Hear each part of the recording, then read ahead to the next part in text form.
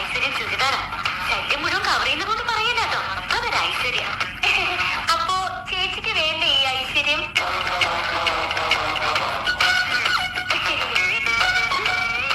അതെ, എന്തേ കുട്ടിക്കറിയോ, വടക്കേന്ത്യയിൽ ഒരു വീട്ടില് വീട്ടുകാരുടെ അടുത്ത് അവരുടെ ജോലിക്കാരി അറിയാതൊന്ന് സംസാരിച്ചു. എന്തോ വീട്ടുകാരി മതിയല്ലോ. അന്ന് രാത്രി കാവിന് വിളക്ക് വെക്കാൻ പോയ അവളെ പാമ്പ് കൊത്തി.